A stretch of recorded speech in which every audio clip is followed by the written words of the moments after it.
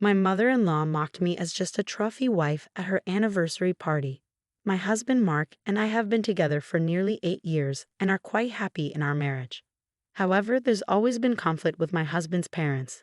Unfortunately, my mother-in-law has always harbored negative feelings towards me since we got engaged. My father-in-law was kind, but he tended to let my mother-in-law dominate and mostly kept to himself.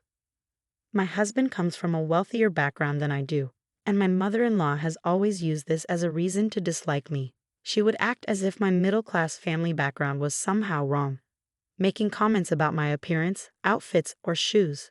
Initially, I wasn't self-conscious about these things, but her constant comments made me start buying expensive clothes specifically for occasions when I had to see her, hoping to avoid her pitying looks.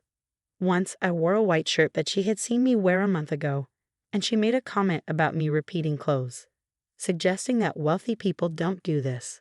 My husband tried to intervene, but my mother-in-law would knowingly make these comments in front of others to embarrass me. She even insisted on taking me shopping and bought me clothes I didn't like. I accepted them graciously, hoping to build a positive relationship with her. However, things escalated when I got a great job early in our relationship, significantly improving our lifestyle. My mother-in-law was not happy and demanded to know exactly how much I was earning, insisting that women should earn less than their husbands. I pointed out that my job in pharmaceuticals was lucrative and that I might even earn more than Mark in the long run. My mother-in-law then told me I could keep my job for now, but once I married Mark, I would have to quit to avoid family gossip. This outdated view made me laugh, as Mark fully supported my career. I eventually talked to Mark about how uncomfortable his mother's behavior made me feel. Mark was furious when he found out his mother had been contacting me like this. He spoke with her, after which she called me, accusing me of trying to come between her and Mark and calling me names. She even threatened not to let Mark marry someone like me and demanded that I leave him. I ended the call and blocked her number, feeling exhausted by her toxic behavior. It was a significant warning sign. Despite this, Mark and I didn't break up, but I started questioning what kind of mother he had grown up with.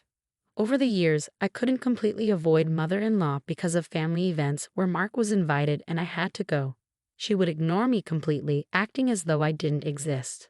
For instance, at Mark's cousin's birthday party, everyone greeted us warmly, but mother-in-law would rush to hug Mark, asking about his day.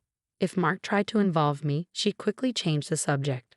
I noticed a pattern where she'd often bring up her supposed health issues, telling Mark how old and frail she felt despite being perfectly healthy. It was strange how she manipulated her son for attention.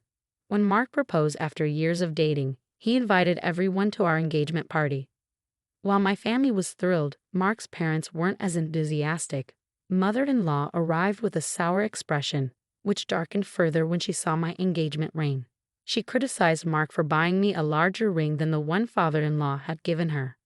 Father-in-law tried to calm her down, but mother-in-law continued, implying that her son couldn't do anything right for her, but was overly generous to me.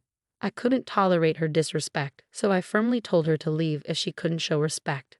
Mother-in-law was shocked by my response, but I wasn't going to let her ruin such a joyous occasion in front of my family. Father-in-law escorted her out while she kept calling for Mark, who stood by my side. Later on, my mother-in-law called Mark to apologize, claiming she was drunk, even though we all knew she rarely drank, because she was apologizing to both of us. We decided to let it go. Then came the wedding planning. My mother-in-law insisted on being part of my dress shopping, claiming she had always wanted to do this. By this point, my patience with her was wearing thin, but I couldn't disrespect her outright since she was my fiance's mother. So I reluctantly allowed her to come along, warning my mother and cousin to be prepared for any antics. As expected, my mother-in-law had issues with my dress choices. She criticized my dress as unsophisticated, demanding I wear a more traditional white dress. I stood my ground, and my mother defended me, reminding her that I wasn't her daughter and she should keep her opinions to herself. My mother-in-law sulked in a corner like a toddler, making nasty comments throughout my fitting. In the end, I chose a dress and paid for it. My mother-in-law then had the audacity to tell me she was glad I picked that dress because it made my arms look fat, giggling at her own comment. My patient mother finally snapped and scolded her for her immature behavior. I was close to tears. No one wants to hear hurtful comments about their dream dress, especially when it's untrue. We informed her that she would need to find her own way home since I had driven everyone that day and refused to let her ride with us, knowing she would continue to criticize me. She panicked, but I stood firm. While driving my mother home, Mark called me, upset, asking how I could abandon his mother and that she had called him in tears, accusing me of leaving her on purpose. I promised to explain everything when I got home, but he continued to criticize me. My mother, hearing everything on speakerphone, intervened, listing all of my mother-in-law's behavior throughout the day, asking Mark if this was how respected adults behaved. Mark was embarrassed, realizing he didn't know the full story. Clearly, my mother-in-law hadn't told him everything. Later, when Mark returned home, he apologized again, explaining that he panicked at the thought of his mother being left alone. I reassured him that I wouldn't have done that if his mother hadn't been nasty to me all day. Mark hugged me and offered to uninvite his mother from the wedding if I wanted. But I hesitated because I didn't want to exclude his father, who might not attend if his wife wasn't invited. Before the wedding, we spoke to Mark's father and explained that if Mark's mother's behavior became unacceptable during the wedding, he would need to intervene. Mark's father understood and sympathized with our situation, and I felt sorry for him having to deal with his wife's behavior constantly. Surprisingly, my mother-in-law behaved well during the wedding, boasting to everyone about our grand celebration as if she had paid for it. However, during the wedding toast, Mark's father made it clear that they hadn't contributed financially and praised us for our hard work. He expressed pride in his accomplished daughter-in-law, which irked my mother-in-law. During the father-daughter dance, my dad and I enjoyed a dance, and everyone applauded. Just as Mark was about to join us, my mother-in-law interrupted, insisting on dancing with her son first. Mark obliged, dancing with her. Later at the wedding, my mother-in-law congratulated me, and when she randomly commented that my arms didn't look that fat in my dress, I politely smiled, though it irked me. I didn't want her mean remarks to spoil my special day.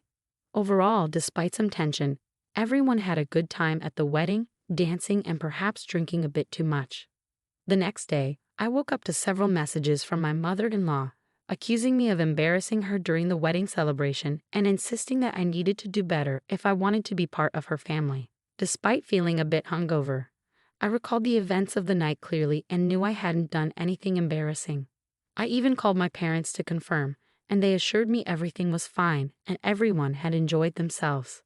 When my husband woke up, I showed him the messages, and he advised me to ignore them. Feeling suspicious, I pressed him to explain what my mother-in-law meant. That's when Mark revealed that throughout the night, she had been coming to him, commenting on how I was having too much fun, especially when dancing with my cousins. She even suggested jokingly that I was like a wild horse, and that Mark needed to control me now that we were married. Mark dismissed her remarks at the time and urged me to do the same. But I was deeply offended by her insinuations about my behavior at my own wedding. I wanted to confront her immediately, but Mark and I were leaving for our honeymoon, so I decided to set aside my feelings for the time being. Our honeymoon was wonderful, and we had a great time together. Upon returning from our honeymoon, my mother-in-law called me, sweetly inquiring about how the trip went, unusual since she rarely reached out to me. I took the opportunity to express my displeasure about her comments to Mark on our wedding night. She quickly dismissed it, claiming she meant no harm, and then proceeded to pry for details about our honeymoon, asking if we had plenty of alone time. I asked her directly to be honest with me and told her that I didn't think our honeymoon details were any of her business. When my mother-in-law persisted, claiming she just wanted to know if she would be a grandmother soon, I was taken aback for several reasons. First, we had just gotten married. It hadn't even been a week, and she already expected me to start having children to fulfill her dream of becoming a grandmother. Second, both Mark and I had always been clear that we didn't want kids. This was a decision we had made long before we got serious with each other, and our stance hadn't changed. We had never explicitly told our parents about our decision because we considered it our private matter. As my mother-in-law continued to push, insisting that I needed to get pregnant quickly because my biological clock was ticking and these were my best years for having a baby, I cringed inwardly. Then she crossed a serious boundary by suggesting that Mark and I should stop using condoms, an incredibly inappropriate thing for her to say. I shut her down immediately, ending the conversation. When I told Mark about it, he was furious. He called his mother to confront her and honestly admitted that we didn't want children. As expected, my mother-in-law reacted explosively, screaming and hurling insults over the phone. She threatened that if we didn't give her a grandchild, she wouldn't leave us anything in her will. Mark calmly informed her that she had no assets of her own due to a prenuptial agreement with his father, so her threats were empty. My mother-in-law then turned her anger towards me, blaming me for not fulfilling my duty as a woman to give my husband a child. She used hurtful language, calling me faulty. Mark intervened, telling her to stop, but she continued her tirade, accusing us of destroying her dreams and questioning why we even got married if we didn't want children. Finally, Mark put his foot down and firmly told his mother that he was done with her behavior. He made it clear that she couldn't speak to me that way anymore. After Mark confronted his mother and made it clear that he was cutting her off due to her ongoing disrespect towards me, we stayed true to our decision and severed all contact with her. Mark's father did try to intervene initially, but after hearing our side of the story, he supported our choice. Over the years, my parents and Mark's father have maintained a relationship, but we never invited my mother-in-law into our lives or home. Fortunately, she respected our boundaries. In December of last year, we found out I was pregnant unexpectedly. Despite our initial feelings about not wanting children, we decided to go along with it since we were in a good place in our lives. When the news spread, everyone congratulated us, and my mother-in-law sent flowers and a letter of apology. She claimed to have reflected on her behavior and changed after undergoing therapy. However, I was skeptical of her supposed transformation and chose not to respond to her. Just 2 months into my pregnancy, I experienced a miscarriage. It was a devastating experience for us because, despite not planning for a child, we had already developed love and hopes for our baby. I was overwhelmed with grief and didn't know how to cope. Mark and my parents were incredibly supportive, staying by my side throughout this difficult time. My mother stayed with us for days because she understood how difficult it was for me to even get out of bed. Slowly, with Mark's unwavering support, I began to heal and process my emotions. Recently, Mark's father invited us to his and my mother-in-law's 25th wedding anniversary. It was a significant event for the family, and everyone was invited. However, Mark and I decided not to attend because we knew the topic of our miscarriage would likely come up, and it would be too painful to revisit that day and explain our grief to everyone again. Father-in-law pleaded with us to attend his and mother-in-law's 25th wedding anniversary celebration, urging us to take a night off for ourselves and relax. Reluctantly, we agreed, knowing it would be the first time seeing my mother-in-law after cutting ties with her for years. However, I was already struggling with my own grief and didn't have the energy to dwell on her or her behavior. When we arrived, my mother-in-law warmly greeted Mark with a hug, but was noticeably cold towards me. I brushed it off and found a seat, letting Mark catch up with his mother. During dinner, conversation naturally revolved around people sharing their good news and life updates. Mark's cousin announced her pregnancy, which was difficult for me to hear. As everyone congratulated her, my mother-in-law unexpectedly stood up with a microphone to give a toast. She expressed happiness about being surrounded by loved ones and then congratulated Mark's cousin on her pregnancy. However, her tone shifted dramatically when she directed hurtful accusations towards me. She insinuated that I had done something to cause my miscarriage, claiming it couldn't have been a simple natural event. Mark and I were stunned and frozen by her cruelty. Mother-in-law continued, loudly stating that her son had settled for someone like me and that she had hoped our marriage would bring her grandchildren. She declared me nothing more than a trophy wife and openly expressed her anticipation for Mark to divorce me so she wouldn't have to see me at her next anniversary party. She then cheered and drank as if she had given a triumphant speech, leaving the entire room in shocked silence. As Mark confronted his mother about her behavior, their conversation escalated into a heated argument. She continued to blame me while Mark tried to defend me, pointing out how ridiculous she was being. I felt overwhelmed with shame and embarrassment, and tears streamed down my face. It was all too much to handle, and I was flooded with emotions. Mother-in-law mocked my tears, dismissing them as an act because no one would believe my sob story anyway. Suddenly, Mark's father, who had been silently observing, stood up and called for everyone to calm down. He announced that he needed to speak his mind and revealed that he had endured suffering for 25 years of marriage. That night had opened his eyes, and he declared that he was done with it all. Update 1. I never expected my original post to gain so much attention. It's been eye-opening to hear from so many people who have shared their own stories of dealing with toxic mothers-in-law.